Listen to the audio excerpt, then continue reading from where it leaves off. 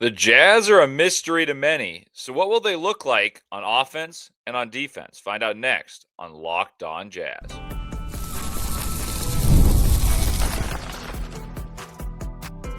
You are Locked On Jazz, your daily podcast on the Utah Jazz. Part of the Locked On Podcast Network. Your team every day. What's up, Jazz fans? Leaf Tulane with you here on Locked On Jazz. Today's episode is brought to you by FanDuel. Join all the action at FanDuel.com to play daily dingers and make your pick and your free pick for who's hitting a homer this MLB season. Today, we'll discuss how the offense and defense will look per my imagination, some estimated stats, and tracking through some history. So let's dive right in and start on offense. First thought I have is I think the Jazz are going to shoot a lot of threes. And I'm not just saying like, oh, a lot of threes. Of course, everyone in the NBA is shooting a lot of threes. But I think they're going to shoot more than the average in the NBA despite having an enormous team. Like Lauri Markkanen is going to lead the Jazz in three-point attempts, and he's 7 feet tall. Jaren Jackson Jr. will shoot plenty of threes. Keontae and Darryn will shoot plenty of threes. Nurkic even will shoot plenty of threes. I think the Jazz will play still outside in despite having size and use a very different style of offense than many. Will Hardy plays up tempo. We'll get to pace in a little bit. He plays up tempo. They've been top 10 each year in pace. But it's interesting to me the way I envision the Jazz. I think they run a lot of pin downs. And for those of you who don't know what a pin down is, it is when a player comes from the corner and the screener comes from the top of the key or at least like higher up on the court, sets a screen, usually on the wing, and the player receiving the ball or at least coming off of it either can curl toward the hoop or flare it for a three. And the Jazz run a lot of those. It's called a floppy set. And the Jazz have done this for years, but I think what's fascinating is the variety of combinations that the Jazz can use to set these. So, for instance, Lauri Markkanen is the best shooter on the Utah Jazz right now, although I do think Darryn Peterson can challenge him for that at a certain point. And I will say Bryce Sensabaugh can really shoot the ball too, for sake of clarity. But Lauri Markkanen has been given tons of pin downs. He flares off the screen. He's curled. He can attack the rack, and he can use size. But the Jazz have a ton of flexibility this season in the sense that Keontae George is likely handling the basketball, but there will be certain moments where Darryn Peterson has the ball. And Keontae shot 50% from three on catch and shoots that were wide open last year per Synergy. So he can shoot catch and shoots. Lauri is a dead eye. And if he's got less of tension drawn to him, he should shoot even better in theory. And now you get the idea of Jaren Jackson and how his versatility can impact the offense. Yes, we talk about Jaren's defense all the time, and it's great. It's all NBA. He's awesome in that regard. But I'm actually most excited for his offensive versatility because in the 3 games we saw Jaren punish mismatches while slipping to the basket and being defended by smaller players. Well, if Lauri Markkanen is the guy coming off pin downs from Jaren Jackson, you've kind of got to pick your poison. Is Jaren going to slip and you're going to send someone smaller, or are you going to chase someone smaller on Lauri Markkanen, or are you going to give up the 3 by switching someone too big who can't close out to Lauri and hit in time and he'll hit the 3? Now, the next thing is, what if it's Darryn Peterson coming off that screen and it's Lauri Markkanen setting the screen? Lauri can slip to the basket, be an athlete, and score, and Darryn can come off and shoot the ball, come off the dribble, and kick it out. And I think Jaren and Lauri should be the beneficiaries of a lot of screening actions where the screener is more open than the actual player being screened for. I'm very excited to see how that happens, what the distribution of who's running off these pin downs and who's setting them is. And also, I'm eager to see how the Jazz play through Yusuf Nurkic because there are a lot of shortcomings Nurkic possesses. None of them are on offense. He is very good at distributing the basketball through the top of the key. And now the Jazz have tons of players you've got to pay attention to, such as Lauri slashing to the rack, Lauri coming off a curl, Darryn Peterson, if he's as good as I think he can be. There's a world in which Darryn Peterson coming off a curl or off a flare is unbelievable at shooting the basketball. Keontae George has improved as a playmaker, and Nurkic can pass a short roll, and guys will be open on the weak side. I'm very excited for the Jazz offense, and I think pin downs and slips will be a huge, huge part of it. I think the mismatches drawn by Jaren Jackson in particular will be very interesting to see how they're exposed, and I'm very eager to see how Darryn Peterson connects when he's playing off the ball with those who are setting screens for him, because the Jazz will have a lot of off-ball screening, which is not something that's uber common in the NBA. Will Hardy has implemented that for years, that because it's helpful to Lauri Markkanen, and I think it'll be even more utilized, more frequently utilized, I should say, with a guy like Darryn Peterson who can play off the ball and on the ball and can really shoot and has tremendous gravity, just like Jaren Jackson when he switches, as well as has the capacity to pick and pop. So the Jazz offensive versatility intrigues me. I'm very eager to see how many ball screens the Jazz run because they have a couple guys, Darren and Keontae, and namely, who run those well, and how frequently it's Nurkic setting versus Jaren Jackson setting. Those are a couple things that I'm eager to see. But I think the Jazz will shoot a ton of threes based on personnel. I think the Jazz should play a pretty fast pace, but I'm not thinking as high as years past. We'll get more to that.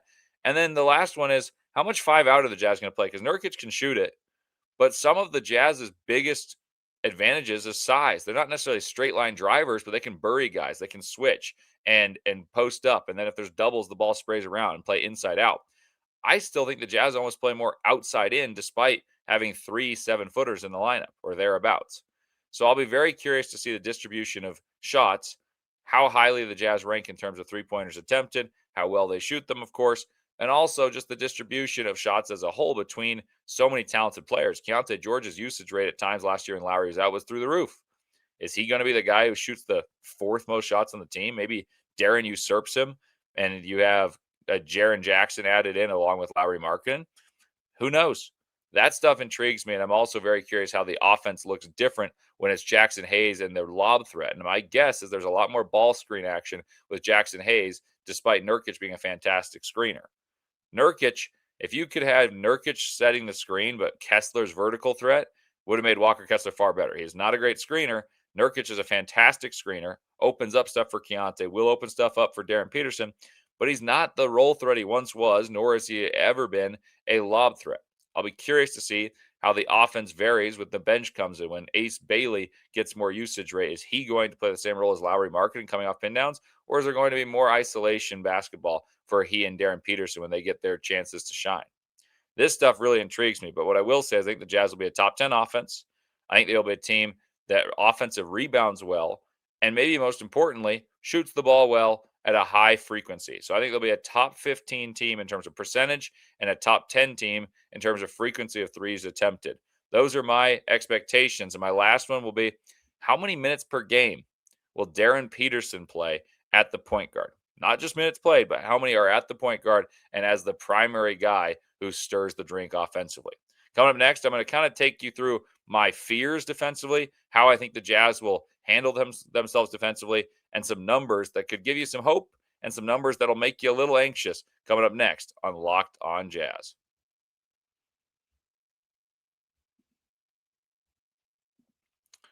Running a business shouldn't feel like you're trying to connect a bunch of systems that were never designed to work together. One app for accounting, another for inventory, another for sales. That's how, and that's something that shouldn't happen. Another for sales and another for inventory. And somehow none of them talk to each other, not with Odoo. That's where Odoo comes in. And Odoo is an all in one business management software that brings every part of your business together in one powerful platform from sales and accounting to inventory and marketing.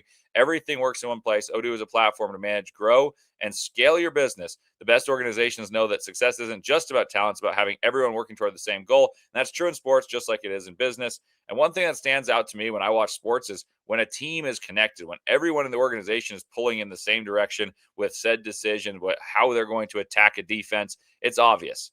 And it's not just one player, one coach that organizes, it's everyone. It's a coordinated effort across the entire organization to make it successful. Odoo does the same thing. Great organizations win because operations matter, and that's why you should get Odoo. Try for free today at odoo.com/lockedon. That's odoo.com/lockedon. And I also want to tell you about our friends at Murdoch Chevy. You see that big Chevy truck coming down the way in a dirt path, and it's billowing in the wind, and you're like, oh yeah, that's a Chevy right there. Nothing's more American than a Chevy. They've been in Utah for over 80 years, the Murdochs, and they have 2 locations in Woods Cross and in Logan. I drive by the Woods Cross one all the time when I go play paddle, and I always think of this amazing inventory they have because they've got a lineup of trucks that features the Colorado and the Silverado, those ones you envision. Anytime you see a truck in a Western, it's a Murdoch Chevy. And they also have a website that's up to date so you can see the latest deals, what's in stock. And not only do they have the Colorado and the Silverado and the trucks, they got a nice lineup of SUVs, including the Tahoe, the Suburban, the Blazer, the Equinox, and the Trax, all at Murdoch Chevy in both Logan and in Woods Cross.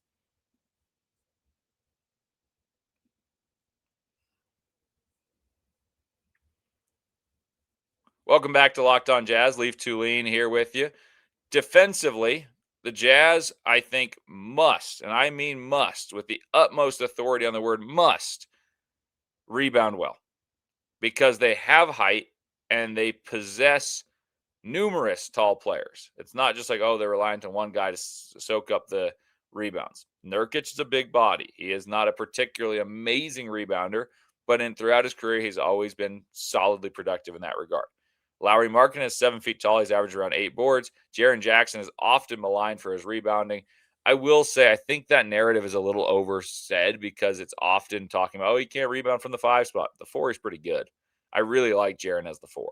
And I like his versatility to play the 5, and we just cherry pick the good and the bad. And of course, it's hard to argue with the fact that he's had good years rebounding at the 4, not as great at the 5. So how are we going to be defending the different lineups? How is Jackson Hayes going to factor into the defense, who is extremely foul prone, but it can at least alter shots? So that's something. The Jazz have to rebound well.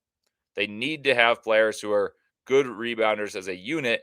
And I think the Jazz make it more difficult on themselves defensively to rebound because I think the Jazz play nearly a league high, if not the league high, in zone. And you're going to say, zone, Leaf, come on. Like, this is the NBA. This isn't college. This isn't high school. Why are we playing zone? Well, I'll give you why. The Jazz do not have many good individual defenders. It's Jaren Jackson, Josh Okogie, potentially Cody Williams, and then probably a little used John Conchar. You maybe could get good defense out of a guy like Ace Bailey and maybe out of Darryn Peterson, but that's hopeful. That's wishful thinking. I'm talking about established good defenders. So if you have that few good defenders, it's hard to be a good defensive team. You can be connected, but what the Jazz do have is tremendous size. The Jazz have Nurkic and Hayes as true 5s. You have Jaren Jackson, Lauri Markkanen, and Kyle Filipowski as big, long front court members. Ace Bailey with tremendous athleticism, and a few others with long wingspans and the knack for rebounding.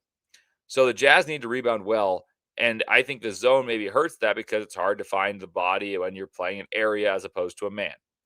But the Jazz need to rebound well, but I don't think have the horses to play man-to-man defense. So the answer to me is playing zone and playing it more than other teams and winning the minutes in which they play zone as a curveball because teams aren't used to that. I think the Jazz plays a lot of zone. I think they can be good defensively in the rebounding.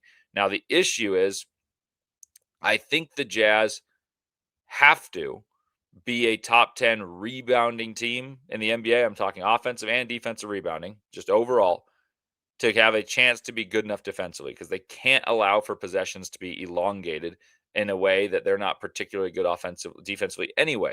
Now, the other thing that they need to be good at is rim protection. If you got that much size, what wins in the playoffs right now and what wins in the NBA is protecting the rack. Victor Wembanyama, Chet Holmgren, some other guys have made this pretty obvious. That's how you win in the NBA. The best teams in the NBA defensively have year in and year out taken away the hoop. Maybe you give up and you're more susceptible to threes, but if you don't score in the rim, teams end up not being successful trying to forge through the inefficiency at the rim by scoring a bunch of threes, which is just in nature a harder shot.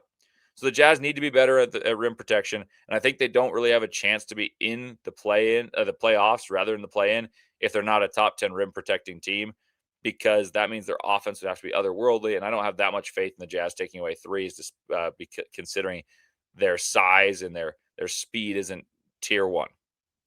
So those are some of the recipes. I'll be very curious to see the Jazz if they can change the trajectory of their defense because it's been very poor in years past. And maybe the Jazz make themselves better defensively by helping themselves out by not putting themselves behind the 8 ball and turning the basketball over. So 2 numbers to watch in terms of how good the Jazz are defensively are rebounds because they have to finish the possession and turnovers, which lead to easy baskets as the Jazz have conceded a ton of turnovers and then give up fast break points, points in transition, points off of turnovers. Not all of these are identical, but they all are important, and they factor into being a poor defense when you can't get set and guard. The other thing offensive rebounding does, and this is not defensive rebounding. I said offensive rebounding. You're like, wait, we're talking defense. The other thing offensive rebounding does is prevents the other team from getting out and scoring off of misses because you get extra possessions and they have to take the ball out against a set defense more frequently, and you get more possessions. Possessions matter. Having fewer turnovers and more rebounds often wins you a basketball game, and the best teams at that often take away the rim and make teams shoot difficult shots. And those are the keys for the Jazz to be good defensively. It's nothing crazy. I expect a lot of zone because of the size. I think it'll be interesting to see the difference of how the Jazz defend. Maybe Okogie and Cody Williams go for more gambles. And the Jazz have to improve their turnover ratio. I'm not saying assist to turnover. I'm saying that they need to be closer to even in terms of the net between turnovers committed and turnovers forced. The Jazz commit a lot and force few. So the Jazz need to force a few more turnovers and ideally commit fewer. And then on rebounding, the offensive glass the Jazz have been good at for a while. Defensive glass, that's been a little bit up and down under Will Hardy. Can the Jazz improve with this tremendous size and potentially and likely a better defense? We'll discuss that as well as some expectations for pace and some kind of ghastly numbers that make you a little anxious heading into this season. But I'm optimistic. All ahead on Locked On Jazz.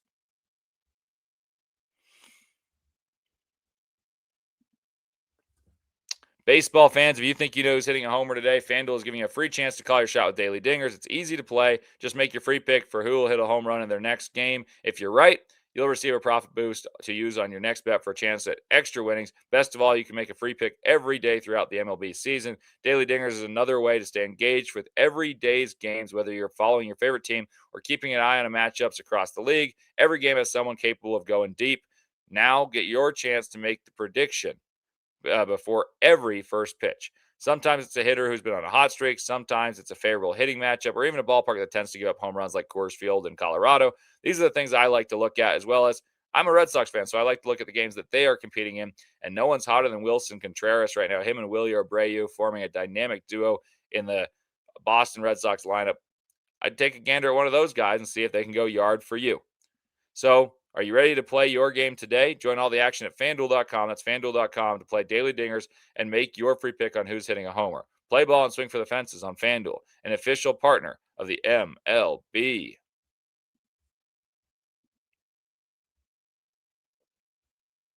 What's up, Jazz Nation? Leaf Tulane with you here. Third and final segment on the day. We're making predictions on what the Jazz can do. I think you need to use the past to inform the future. And the Jazz have played quickly. So I'm going to talk about pace here and how I think this impacts the Utah Jazz season. The Jazz last year were third in pace. The year before that, fifth in pace. In 2024, they were 10th in pace. And the first year of Will Hardy with Mike Conley at the helm, they were 11th in pace. So essentially, they're going to be a top 10 pace team if that's up to Will Hardy. But you got to think the clientele, the personnel is a little different because you got three centers, one of which is a lumberer in Nurkic. Jaren and Lauri really run well. But there are plenty of teams that are smaller and therefore likely more swift and getting up the wings. I do think the Jazz are still about 10th in pace. I think the Jazz will play offensively, and maybe they sacrifice some of their efficiency for more volume of threes, and then to hope that their offensive rebounding is elite, which it has been plenty of times. So that's quick. I believe in the offense. I think the Jazz will be a top 10 offense. I've said this numerous times. I think the Jazz will be a top 10 offense. I wouldn't even be that stunned if the Jazz are top 5 offensively if Ace and DP really show up. But having a bigger team means that I think the Jazz will play less quickly, and maybe it means a little bit better efficiency than some of those teams, but a little worse efficiency than teams that play super methodically and have like an already set hierarchy of how they do things. Now, defensively, pace is important too. The Jazz were 23rd in pace in 2022. 30th, and defensive numbers, not pace. 23rd, 30th, 29th, and 30th. So the last two of the last 3 years, the Jazz have been dead last. The year that they were not dead last, they were second to last. And then the first year, Will Hardy, in which the Jazz were a better team, that kind of confused with their identity of should we contend, should we not, we're 23rd. So the Jazz have been bottom 10 in defense, but top 10 in pace. I think the Jazz are going to be probably top 10 in pace and probably bottom 10 in defense. I don't think personnel and expectation changes that much about defense, but I will say 30th to 20th is a whole different story, and that's where I think the Jazz will be, somewhere between 20th and 22nd in terms of defense, and I think the Jazz will be top 10 in pace, top 10 in offensive efficiency, top 10 in rebounds.